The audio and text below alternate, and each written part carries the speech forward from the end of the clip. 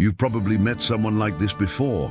A man walks into a room, not flashy, not loud, but everyone turns. He doesn't need to prove anything. People just seem to sense something about him. He looks around calm, composed, as if the air itself is adjusting to make room for him. He could be a nobody on paper, but in that moment, you wouldn't know it. His presence says otherwise, and you sit there watching, wondering, how does he do that? Why do people treat him like he's important, even when he's done nothing yet? Here's the uncomfortable truth. He's not necessarily better than you. He might not be smarter, more skilled, or more deserving, but he does one thing you don't. He acts like no one is better than him, and the world believes it. If you're ready to discover the cold truth about power that most people will never understand, make sure to subscribe to this channel and hit that notification bell. What I'm about to share with you goes against everything you've been taught about success, but it's the secret that separates those who rule from those who serve. You've been taught to wait your turn, to be humble, to let your work speak for itself. But in reality, the world doesn't wait to hear your story. It reads your posture. It listens to your tone. It watches how you walk, how you speak, how you sit, how you look someone in the eye or avoid it. Your presence speaks before your voice does. And if your presence says, "I'm unsure," then people will treat you like you don't belong, no matter how brilliant you are inside. That's why the phrase, "act as if you are the best," is not just motivational fluff. It's a survival strategy. You don't become powerful and then start acting like you deserve respect. You act like you already deserve it, and that's what opens the doors. This might sound like theater, and in a way it is. But theater is not fake. Theater is performance with intent. When an actor steps on stage, they're not lying. They're showing up fully, taking the role seriously, and inviting others into belief. That's what you must do. Because in the theater of life, those who hesitate to perform are given background roles, no matter how brilliant they are behind the scenes. You might think the world rewards skill. It doesn't. It rewards certainty. The man who walks with conviction gets listened to even when he's wrong. The man who hesitates even when he's right is often ignored.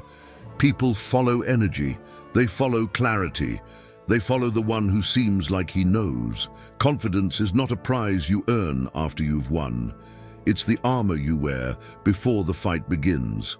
It's not the result of success, it's the condition for it. Think of the times you let opportunities pass because you didn't feel ready. Think of the conversations where you wanted to speak but doubted your right to say anything. Think of the times you worked harder than anyone else but were still passed over because someone else claimed the position with confidence while you waited for permission. This world doesn't hand out permission slips. It hands out rewards to those who act like they already belong at the table. That's why some of the most successful people aren't the most talented. They're the most convincing. They walk like the ground owes them something. They speak like their words are law. They move like the crown is already on their head, even when it's still invisible. And eventually the world starts to see the crown too. It's not magic, it's repetition. It's the discipline of showing up every day as the man you want to become until you've repeated the image so many times that people stop questioning it. They just believe it. You might say, "But I'm not that confident yet." That's fine. You don't need to be. You just need to act like you are, not to deceive others, but to retrain yourself. You're not pretending. You're becoming. You're shaping your presence like a sculptor shapes stone. You carve, you polish, you adjust, and slowly the image becomes real. Every movement matters. How you enter a room, how you shake hands, how you listen, how you speak, it's all part of the signal you send. And that signal is not passive, it's active. It either pulls people in or pushes them away.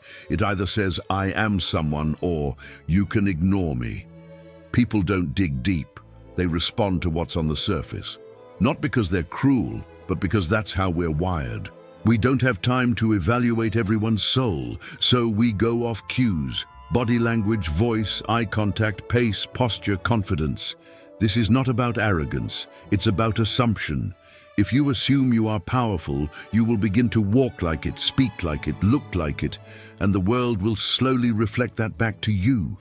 If you assume you are invisible, that you need to prove yourself first, that others are better than you, then you'll move accordingly. You'll shrink. You'll wait. You'll apologize for taking up space. And again, the world will reflect that back to you. You are not just living in the world, you are projecting into it. And the world is responding to what you project. Not to your potential, not to your truth, but to your signal. So act like you're the best, not to put others down, but to show yourself in the world that you finally understand what no one ever taught you. Power is not granted, it is assumed, and the one who dares to assume it wins. Have you ever wondered why some people, even when they have nothing truly remarkable to offer, still get all the attention? They walk into a meeting, offer a few vague ideas, and yet somehow everyone nods, listens, agrees.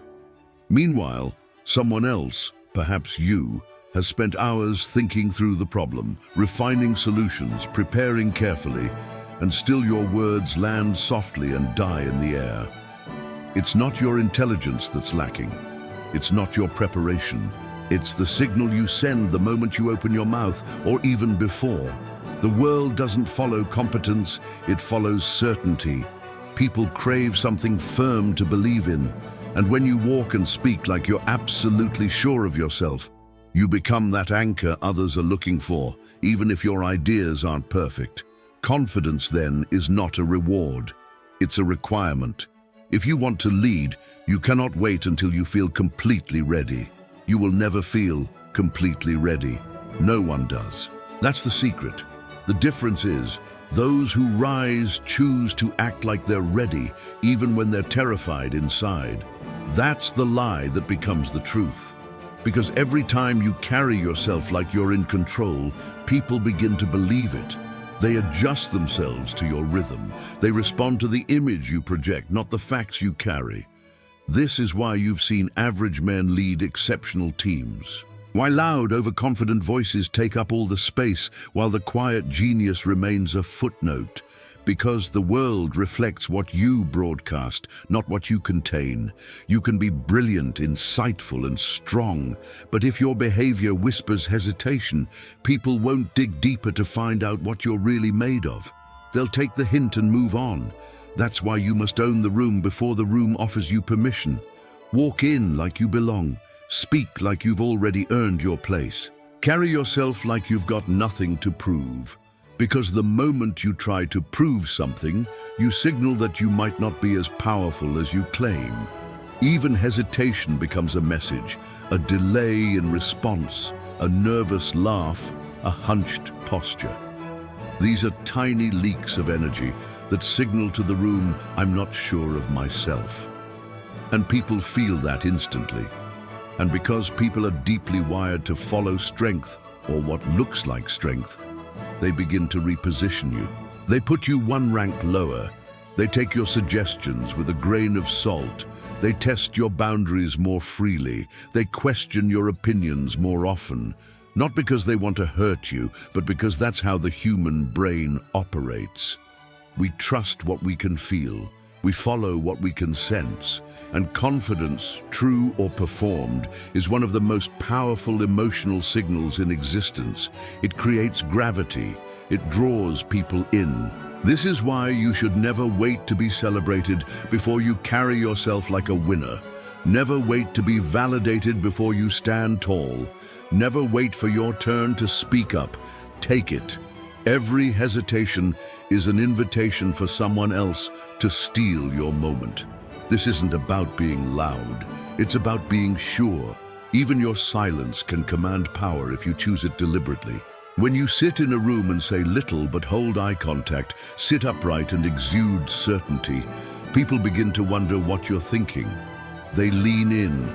They pay attention because silence, when paired with confidence, becomes mystery. and mystery is magnetic. But silence without presence, that's just invisibility. You must learn the difference. When you walk into a space, your first task is not to explain yourself. It's to occupy it fully, with your spine, your steps, your breath, your gaze, with your energy. Before you say a word, your presence has already started the conversation. And when you finally speak, let your voice carry the weight of your belief. Not just belief in your idea, but belief in yourself. Speak like your words matter, like they carry consequences, like people would be foolish not to listen. Because the truth is, if you speak without belief, your audience won't believe either. And if you don't look convinced of your own power, no one else will be. People want to follow someone who seems to know where they're going. They want to stand behind someone who already seems chosen. They want to hand the crown to someone who already acts like they're wearing it. So act. Not because you're arrogant, not because you're faking anything, but because you understand this game and you're done sitting on the sidelines. You don't owe the world your humility. You owe it your presence. And if you don't claim your space, someone else will. And chances are, they'll be far less deserving than you. You might still wonder, what if I'm just pretending? What if I act confident and someone sees through me? But here's the real twist. Everyone's pretending. Even the most powerful people you admire. At some point they were just like you, unsure, nervous, making it up as they went. The difference is, they didn't let that uncertainty show. They acted with conviction before they ever had proof. They understood something most people never do. Your belief shapes reality, not the other way around. Think of confidence as a kind of self-hypnosis. At first, it feels awkward. You stand taller, even though your legs feel shaky. You speak up, even though your voice wants to tremble. You look someone in the eye, even though your instinct is to look away. But the more you repeat it, the more your body learns, the more your voice adapts, the more your energy catches up with your act. That's not deception, that's transformation. You are not lying to the world. You're teaching it how to treat you. And you're teaching yourself who you're becoming. Because every time you carry yourself like a man of value, you start to believe it. And once you believe it, others follow. This is how reputations are built. Not on truth, but on consistency. The world doesn't reward the most talented. It rewards the most consistent signal. If you project the same image day after day, people eventually accept it. They stop questioning. They repeat it. And soon your myth becomes your identity. You've seen this in action. A man walks into a room with quiet certainty. He doesn't need to brag. He doesn't even need to talk much. But people make way for him. They defer to him. Why? Because he assumes power. And assumption is contagious. It spreads like scent. People feel it before they understand it. On the other hand, think about the man who walks in unsure of his place. He smiles too often. His body shrinks into itself.